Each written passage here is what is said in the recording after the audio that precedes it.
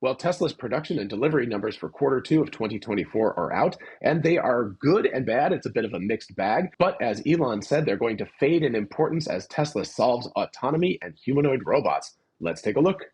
Hey, y'all, it's Dr. Know-It-All coming to you from Manhattan Beach, California. Once again, I'm trying a few different locations to see if I can find a good one here. So anyway, by the time I get this all figured out, I'll be back home in Georgia in a few weeks. But before I go back to Georgia, I'm going to do the X takeover at the end of July, at the end of this month. So be sure to come say hi to me at San Luis Obispo. I'll put the link to the information down below so you can check it out as you will.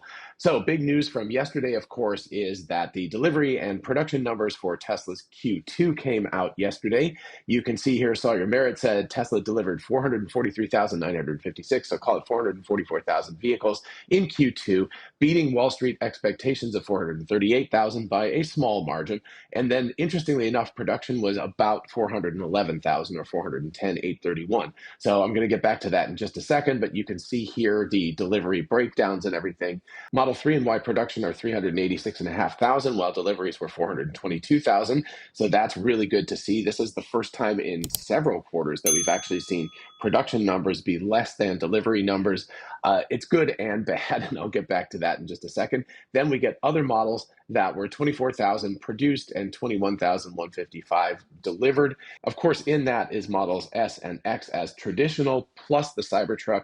Of course, Tesla doesn't break out the Cybertruck as an individual entity, so it's a little difficult to know. Some people have said that they believe the semi-truck is also in here as well, so that actually skews things a little bit. So, of course, the big question is how many Cybertrucks were delivered? There are guesses anywhere from 10,000 to 15,000 this quarter. So, if it's, let's say 15,000, let's be a little bit generous, that's approximately 5,000 per month, which is not a bad run rate. It's not fantastic at this point, but it's not bad.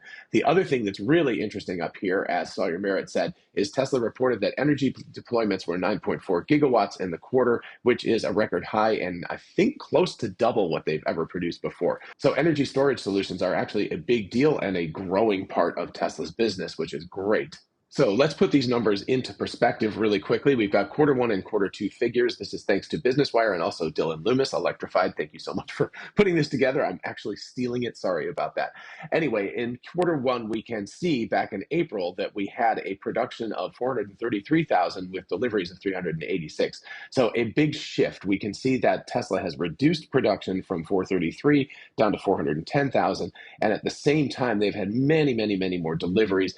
Part of that, of course, is just it was a rough quarter one all around. But another part of it was there was a lot of vehicles in transport during quarter one because of the Suez Canal issue where suddenly boats had to be rerouted and they had to go around the Horn of Africa and everything instead. So that took a lot of time. So there were a lot of vehicles that ended up being in transport during that quarter rather than actually delivered to the customers. So we're going to see a little bit of an uptake from that. But of course, we also see that Tesla has reduced Model 3/Y production by about 40,000 units, 35,000 units or so, from 412 down to 386,000.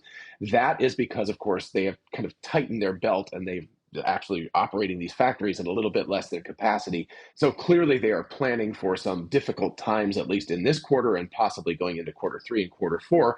But again, the good news here is that we're seeing 443,000 delivered as opposed to 386,000 last quarter. So that's really good news. That means that things are moving in the right direction in terms of deliveries. That's going to take up some of the slack, the inventory that Tesla had on hand. So that's going to help things out a lot. So to get a real apples to apples comparison here, we can look at quarter two 2023 versus quarter two this quarter 2024. And you can see that all the metrics are basically down except for Model S X production, which is, other models now, and that's because of the Cybertruck. The Cybertruck is taking up some of the slack. So that production is actually significantly up from last year. But you can see that Model 3Y production was 460,000 units last year, and this year it's down to 386,000. So that's on the order of 74,000 fewer Model 3s and Ys produced this year in quarter two than last year in quarter two. That is a lot. Deliveries are not quite as important. Of course, production is more important, but you can also see that last year they had deliveries of 446,000, and this year deliveries of 422,000. So the interesting thing is here that Tesla might actually not beat last year's sales, the total year sales, because quarter one was pretty crappy too. So they might not actually get to 1.8 million this year and might be actually reduced. I originally had thought they would get to 2.1 million or so, but that is looking a little bit less likely. Of course, quarter three and quarter four always improve in terms of the numbers sold and all that kind of stuff. But things are a little bit rough. There are a lot of headwinds. So with these numbers in mind, let's use Stephen Mark Ryan as our segue here. He said yesterday, laughing my butt off, Tesla delivers a few more vehicles than expected and plus 9%, plus 10%. The stock went up a lot yesterday, if you don't happen to know. I have stock amnesia. I don't tend to look every day, but somebody told me about it and I was like, oh yeah, that's pretty nice. I have a 5-year horizon, so I don't really want to know what all the noise is. I just want to know the general trend. Anyway, Tesla on the cusp of autonomy. This is the big news right here because Elon responds to this. Tesla on the cusp of autonomy, minus 50% from all-time high and minus 8% year-to-date, etc. Short-term, short-sighted nature of investors in a nutshell. I can't wait to see what happens when people figure out robotaxis are happening and the implications. Robotaxis could be happening as of August 8th, which is just a little over a month from now, because that is supposedly the date when we are going to get the robotaxi or cybercab reveal. So Elon responds to this and says, yeah, this is small relative to vehicle autonomy and Optimus, which it most definitely is. So everybody needs to keep in mind that all these numbers and these variables and, the auto market is very difficult. There's a lot of economic headwinds right now, high interest rates, a lot of competition in the Chinese market, etc. But if Tesla can solve autonomy, if they can solve full self-driving in the way that they think they can, which is relatively inexpensive hardware on the vehicle and using a vision-only system, then all of this stuff really doesn't matter. And then if you add in a humanoid robot like Optimus, all of the other stuff really doesn't matter. So we'll be looking at orders of magnitude more revenue and more profit from Tesla over time if this happens, of course. As I just said to a friend of mine yesterday, he was asking about stocks to invest in. He asked me about Apple, Nvidia, and Tesla. And remember, this is not financial advice because I'm a crappy investor. But I basically said, hold Apple because they're really not doing anything very interesting except for the potential AI play with iPhones, which could be really cool, but it's really iterative, not revolutionary. As far as Nvidia is concerned, I've recently bought some Nvidia and I'm very happy with that, and they're going up, but I don't expect them to 10x in the next 5 years.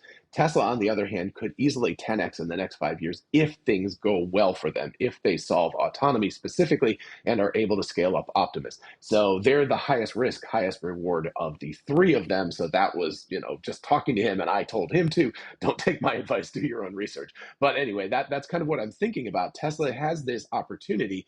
If things work out for vehicle autonomy and Optimus, as Elon said, all of this is going to be small potatoes. And then related to that, Yaman asked, what do you say to Tesla bears? Whole Mars, well, he responded exactly what you can see right there. I'm going to keep this family friendly. But anyway, Elon responded to them laughing about that. He said, once Tesla fully solves autonomy and has Optimus in volume production, anyone still holding a short position will be obliterated, even Gates. And that's really funny because Bill Gates famously has had a short position. I'm not positive he still has it, but Elon refused to do business or specifically invest in his charity because he was like, yo, you can't have a short position on Tesla. And this was back when Tesla was suffering, right? It's not right now. Right now, it doesn't matter that much if people have a short or not because Tesla is doing very, very well, even with all of these issues going on right now. But at the time, it was a really big deal that Bill Gates was betting against Tesla. Anyway, the important part of this is once Tesla fully solves autonomy and has Optimus in volume production, those are the big things. Just like he said previously, the numbers for vehicle autonomy are going to dwarf the numbers for vehicle sales, and the numbers for Optimus will dwarf the numbers for vehicle autonomy. So that's the kind of thing we're looking at. So again, you can go like, here we are right now for vehicle sales. It's going to go ka-chunk when you get to autonomy, and then it's going to go off the screen when you get to Optimus. It'll be way, way up there, right? You'll have to like do one of those things where you have to chart and you have a little break or something like that to pull the high numbers down. So that's the kind of opportunities we're talking about. And speaking of autonomy challenges, if you haven't seen my last video, definitely check it out up here. I'll leave a link to it at the end of this video as well. Autonomy is very, very challenging, and it's not linear. You don't just keep getting better and better. You have problems. You do the kind of dolphin thing where you're going up and down, up and down, up and down. And related to this, based Beth Bezos, that's really hard to say actually, said models training on each other's data is like a human centipede effect. If you haven't seen that movie, I'm not going to tell you, but basically you're eating your own dog food over and over again. So really, really gross. Anyway, Elon responded to this and said, sadly, quite true. It takes a lot of work to purge large language models from the internet training data. Grok 2, which comes out in August, will be a giant improvement in this regard. So Grok, of course, is part of XAI, not part of Tesla, but I think that this is important because it relates to Tesla's full self-driving as well as large language models and AI in general. Anyway, what he's talking about here, it takes a lot of work to purge LLMs from the internet training data.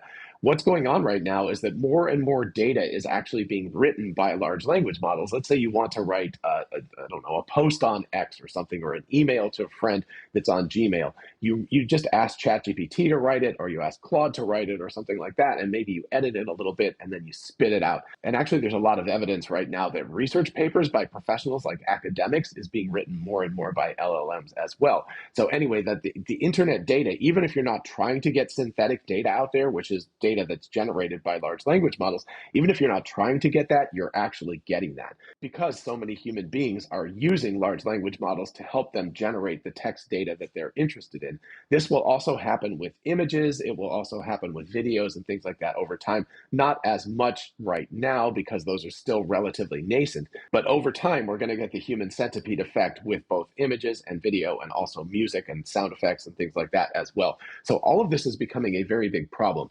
Interestingly enough, Elon says that Grok 2 is going to purge a lot of that stuff and it's going to be a giant improvement.